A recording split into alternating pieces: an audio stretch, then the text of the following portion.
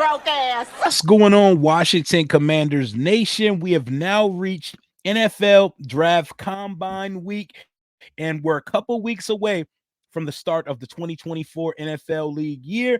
And the salary cap for the 2024 season has been set at $255.4 million, an unprecedented $30 million increase per club, with an additional $74 million per club payment for player benefits, including performance-based pay and benefits for former players.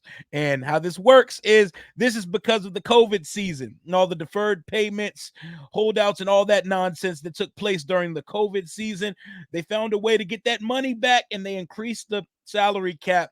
And what this already confirms, Washington already knew going into it that they had the most cap space in the entire league, but now it is stamped and confirmed exactly how much money everybody has. You can look at it one of two ways. Washington is sitting with around $100 million in cap space. But it depends on what list you look at. I see one list that says 83 million. I'm looking at Spot Track right now, right here on the screen, that says just under 97 million. I've seen 87 million. I don't know what the exact number is because clearly it's not an exact science and they're still trying to figure it out as well. But what I do know is that Washington has $8 to $10 million more than every other team in the NFL.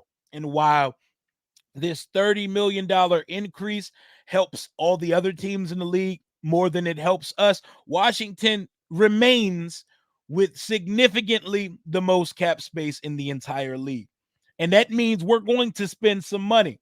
We're not just going to throw it around and waste it like we've done in years past, but we have the flexibility to be aggressive in the offseason. You know, we're at that time of year where a lot of teams have to play salary cap gymnastics to make contracts work.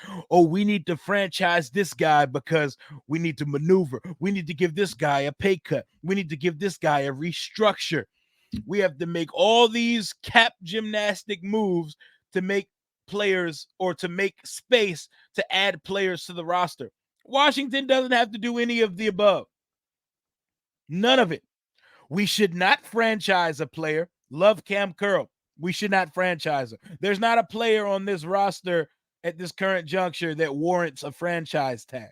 Sorry, brutally honest about it. But there's not a single player that warrants the franchise tag. So let's not even use it. Let's let Cam go to the negotiating table and let him set his market throughout the league. But Washington doesn't have to play cap gymnastics. Washington doesn't have to, oh, we need to get this guy cut by a certain date. Even the cap casualty guys, there is no cap casualty here because we got space. We have space for days. So when I look at guys like Logan Thomas and Charles Leno and Andrew Wiley and even controversial, but punter Tress Way, because Chris Cooley brought up some good points on the timeline the other day about how Tress has given us middle of the pack production and being paid like a top 4 punter in this league. And there is a place for, if he doesn't take a restructure or a pay cut, they could be moving on and get a younger option for him. But be careful what you wish for, because we saw how that happened when we did it with our long snapper last time. So let that be a cautionary tale for how we handle the special team situation going forward. But we don't have to rush into any rash decisions when it comes to cap casualty players like Charles Leno, for example, our starting left tackle. I know our fan base like hates Charles Leno, the player, loves Charles Leno, the man. He's one of the more charitable guys, candidate for Walter Payton Man of the Year a couple years ago. One of the most charitable guys we've had come around this parts in quite some time. But let's call it what it is. He's an average left tackle in this league, but average is better than nothing. We cannot cut Charles Leno until we know we have a solution at left tackle. Left tackle is a top 3 position in this league. It's quarterback, left tackle, edge rusher. You can't cut Charles Leno before you have an actual solution already on the roster. So I don't even think it's a conversation about releasing Leno before free agency or before the draft. We need to let the draft play out. We need to see what we are able to come home with in our 9 selections in the 2024 NFL draft before we start talking about that. Logan Thomas, sure. Go ahead. Have fun with it. I think both of the tackles, that conversation needs to be shelved for after the NFL draft. And I know how we feel about Charles Leno and Andrew Wiley, but we need to make some shit shake before we start releasing NFL tackles. But Washington is sitting predominantly high on this list, close to $100 million in cap space. That gives us the flexibility to go out and seek. We can go out and have a list when we meet with the front office, player personnel, NFL development. When we make a list of free agent targets, we can aggressively pursue guys. And I'm looking at a couple guys that could be franchised at positions of need for Washington. I'm looking at the edge rush class. Is Josh Allen, Daniil Hunter, and Brian Burns, will they all be getting franchise tag? They're all seeking a lucrative payday north of 28 to $30 million a season. And with the sack production they put out last year, you can see why they're asking for that much. But will Washington be monitoring those situations? Will we be monitoring free safeties? Kyle Duggar from New England or Antoine Winfield Jr. from Tampa Bay. Those are two true ass playmaking free safety options that Washington can be monitoring as well. The franchise tag, I don't expect Washington to use it. I think Cam Curl is one of the focal points and heartbeats of Washington's defense. And I think it would be advantageous of the club to try to get a long-term deal done with Cam Bam. But, let him test free agency. Don't pigeonhole yourself. Do not be strong-armed into giving him the highest paid safety in the league. We don't have to do all of that. Love Cam. Cam is a very good, very solid, steady Eddie safety in this league. And I think a long-term deal with Cam would be fire. But if they decided they wanted to move on from Cam Curl, I'm also not going to be upset. Adam Peters, it is your world. And if you feel like we can do better in the draft or in free agency at the strong safety position, I ain't mad at you, because for as good as Cam is not a playmaker. He's not a game changer. I don't mean to get into the Cam Newton game changer versus game manager conversation. And speaking of Cam Newton, fuck those kids who tried to jump him at his camp. He's out there in the community trying to mix it up and give opportunity and give a pathway for kids and show them that they can make it too. And these kids are out here chirping at him and trying to jump him at his own thing. Thank you for standing your ground. The hat didn't even move even a little bit. Shout out to Cam for holding his ground. But back to Washington's cap situation, man. We have money to blow. I know an easy way to look at this can be like, oh, but this hurts Washington because it gives everybody else money. No, it closer to evens the playing field for teams that are in cap hell, cap misery, or it lessens the cap gymnastics some team has to do. But this doesn't hurt Washington.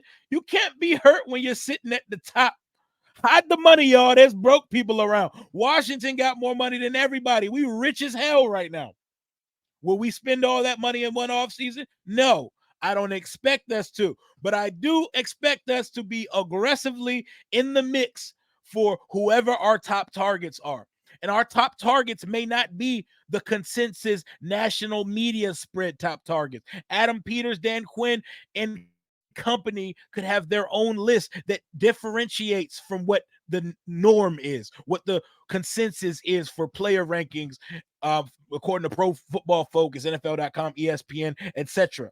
So what I'm saying is Washington wants to build through the draft and supplement through free agency. It's our first year, and I'm pretty sure there are some things they want on this roster immediately. There are some positions they would like to shore up before we get on the clock on April 25th at second overall. There are some positions we want to have answered, want to have shored up before we go into the draft, and I expect us to aggressively pursue whoever is on that list. What this cap number tells us is that everything and anything is on the table for Washington, as it should be, and I cannot wait to see just how aggressive Adam Peters approaches his first free agency in Washington. There's a litany of ways we could approach the draft. We've seen the 49ers do it a couple ways since Adam Peters got there. For the trade back crowd, Adam Peters' first offseason out there with John Lynch and Kyle Shanahan, they traded back one pick with the Chicago Bears, and they ignored the quarterback position. Drafted a D tackle that they projected to be the co-best D tackle in that draft with John Allen. They took Solomon Thomas, who ended up being a bust. And they ended up passing on this generation's GOAT and Patrick Mahomes and Deshaun Watson. They ended up ignoring the quarterback position and taking Solomon Thomas. Didn't work out, but they ended up building a roster good enough to go to 2 Super Bowls during their tenure there. And the most recent, and both Super Bowls were lost to the quarterback that they ignored in the 2017 NFL draft, Patrick Mahomes. Life comes at you fast. Ask the Buffalo Bills, who granted the Chiefs the access to that trade, and ask the 49ers, who've lost both Super Bowls they went to in the last 5 years, to the guy that they did not draft, Patrick LaVon Mahomes II. You live and you learn. Not only did they attack the draft that way, they attacked the draft in an aggressive way where they made an aggressive ass trade up for a raw prospect, Trey Lance out of North Dakota State. They did the whole 3 first round pick trade swap situation for Trey Lance. And within 3 years, he was traded to Dallas. So we've seen them ignore a quarterback and miss, and we've seen them miss on an aggressive trade up. But they eventually still hit drafting a quarterback in the 7th round in Brock Purdy. But there are multiple ways to skin a cat, and Adam Peters has seen failure on 2 sides of the spectrum in shooting for a quarterback or not shooting for a quarterback. The only thing I do know is Washington is sitting with the 2nd overall pick, and we have a lot of holes on this roster, but the most magnifying hole here is the quarterback position, and it's been a hole for quite some time. The majority of the last 25 to 30 years of being a Washington fan. Adam Peters, the world is yours. The ball is in your court. Build this team up in your vision. You took this job as the most attractive general manager opening because the amount of cap space, because of 6 picks in the top 102, including 2 overall, 2 second-round picks, and 2 third-round picks. And you see a new aggressive ownership group who's going to give you full autonomy to make whatever decisions are necessary to get Washington back to its glory days here in DC. It is now NFL draft scouting combine week. The quarterback's day is Saturday. That's the day you're going to want to circle on your calendar. If you're a nerd like me, you'll probably watch the whole entire thing, but it all starts, baby. It all starts. All the players report on Monday, and they do their interviews and everything Tuesday and Wednesday. On-field activities are from Thursday to Sunday, and the day you have circled is the day the quarterbacks, running backs, and receivers get out and do field work on Saturday, 6 days from today at Lucas Oil Stadium in Indianapolis. I'm excited. It is draft week. Mock Draft Monday is back tomorrow. We're going to hit you with Rio's Mock Draft 2.0. Let's enjoy the draft combine because it's going to be rumors galore. We're going to be seeing all the rumblings coming out of Indy, and there's going to be a lot to talk about this week. But until next time, hail to the Washington Commanders. Rio out.